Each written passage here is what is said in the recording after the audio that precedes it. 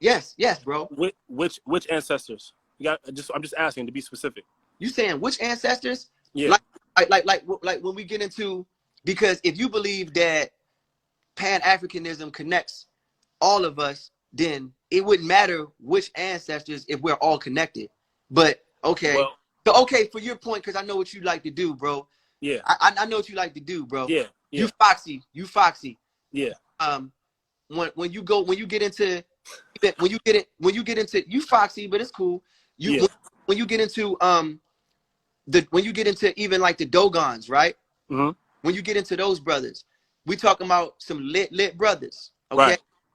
When they was talking about certain dwarf stars that existed that you couldn't see, did Mm-hmm. it was until 100 years later when we had the technological advances to be able to see certain things with certain telescopes, and they was making these discoveries. These brothers talked about this long times ago, but then let's get into the metaphysics of how they tapped into the cosmos.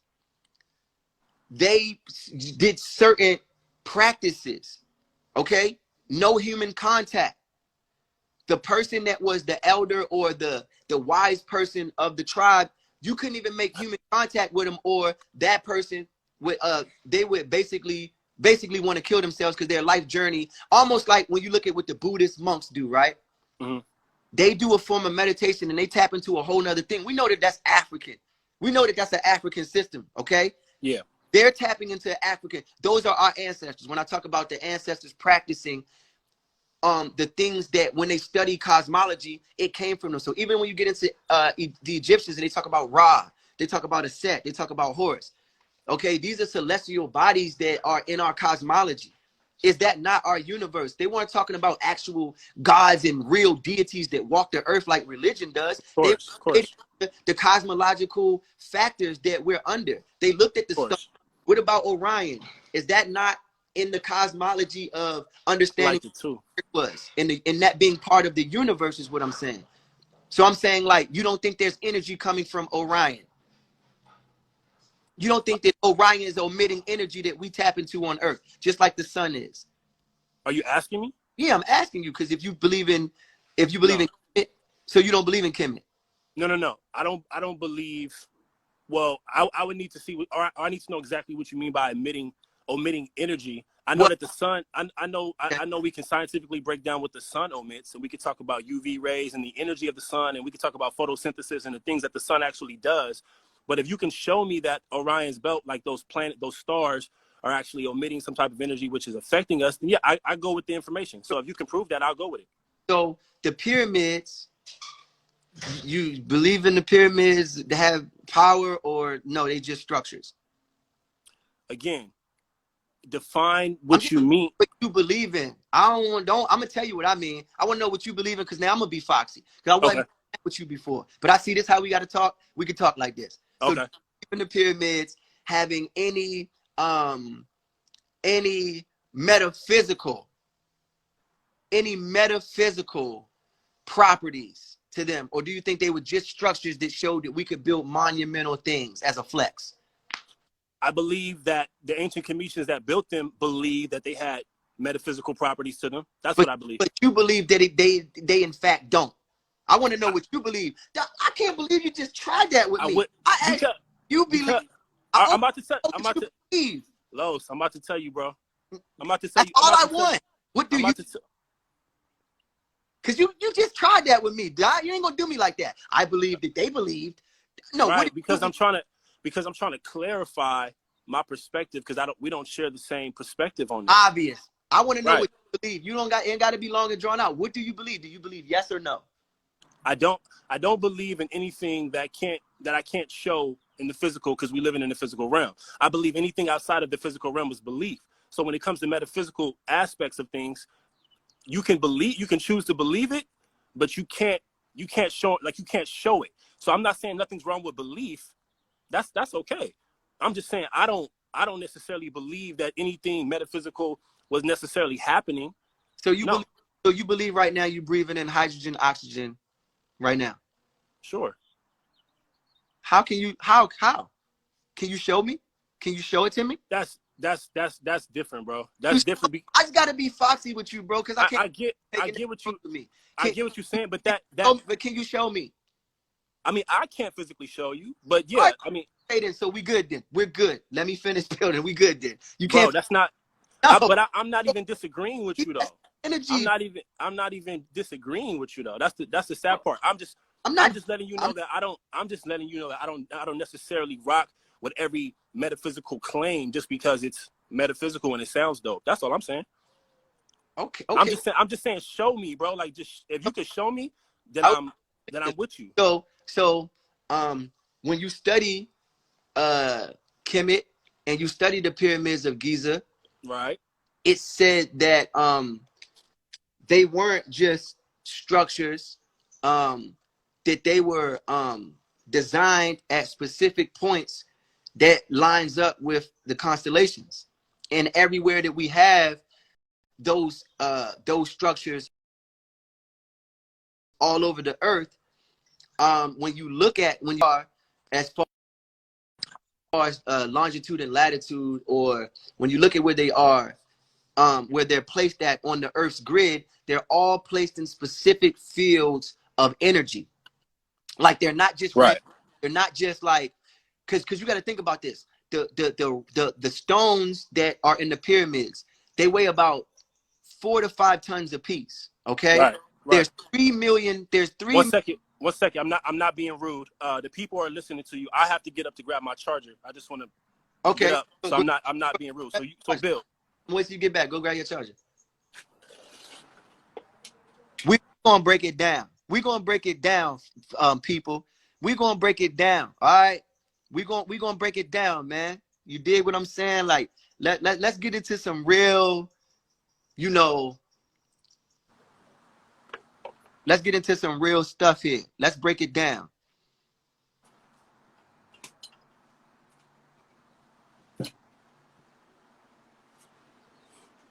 Hey, Tia. And let me tell you why I said foxy, because I'm using a term that's connected with an animal. Oh, baby, you okay? Watch your hand. I'm using a term that's connected to an animal as a fox. You ever heard the term of someone outfoxing you? It just means that they outsmarted you, they outthink you. So I'm breaking down to them why I'm breaking down to them why I use the term fox, because I'm relating it to how the fox outsmarts its predators, its prey. The fox is very elusive, is a very dynamic animal. So that's why I said he's being foxy, because he was kind of foxing me into it's a scholarly method that he's ain't nobody worried about that. Ain't nobody. No, the people was mentioning. I'm talking to the chat while you left. Oh. So I didn't want them to think I was calling you foxy, like the term that's used in society, like foxy. No, I was saying like you're catty, you're smart. So okay. So those Foxy Dot. I fuck with that. What it say? Foxy Dot. That's Foxy Dot. Hey, the boy a genius. I ain't finna play with him. All right.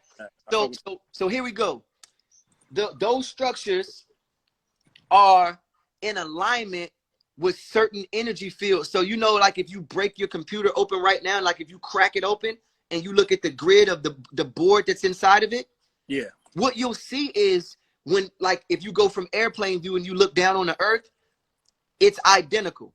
Right. And you'll see inside of your own phone or inside of anything electrical that they've created, it looks just like an energy grid. It looks, I wish we was like on the laptop or something so I could pull up slides and show this as I'm presenting this.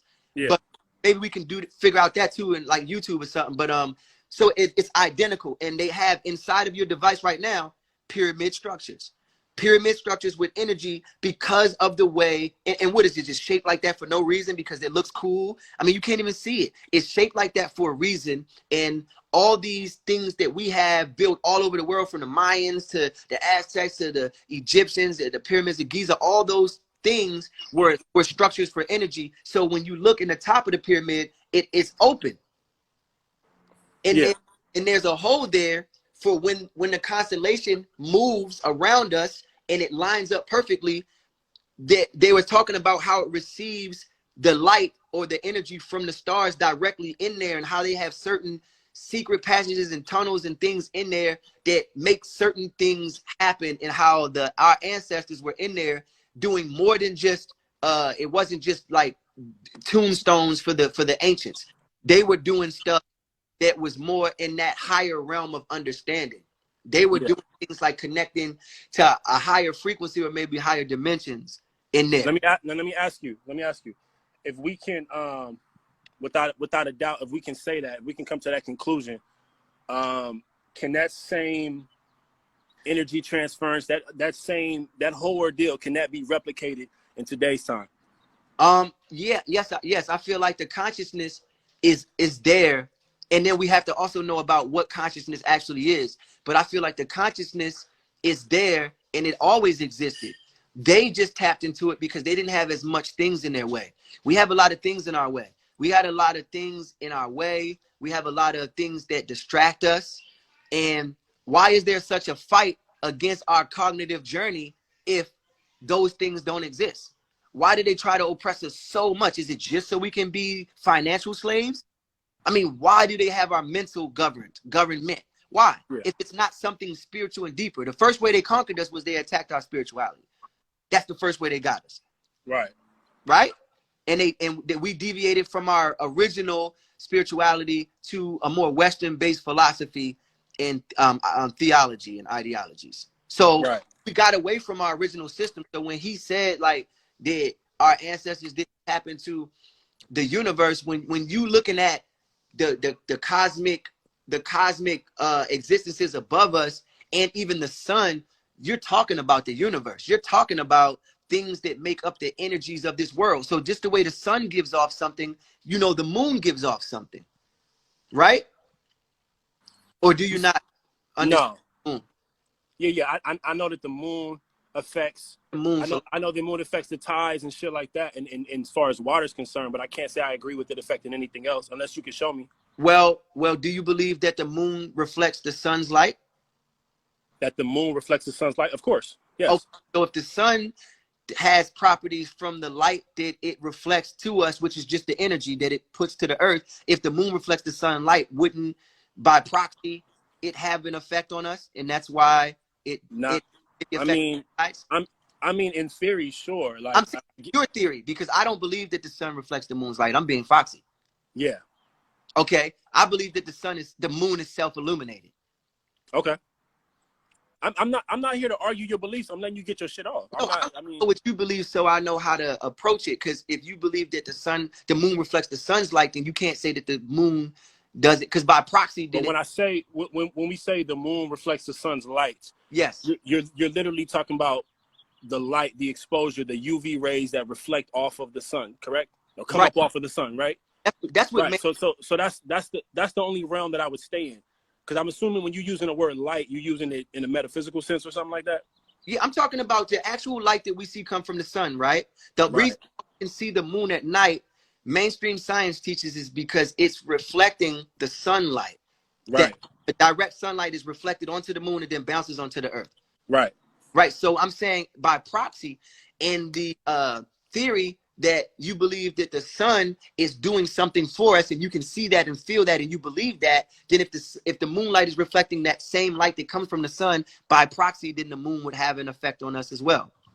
So again, I can only deal with the properties that the property, whatever happens from the sun to us, I stay in that realm.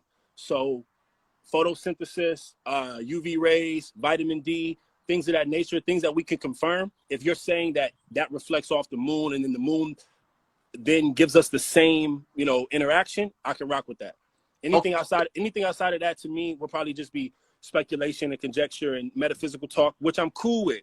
No, I'm saying I can't subscribe to that. So what I'm saying is that you do agree to that one thing though, that one facet of it, right?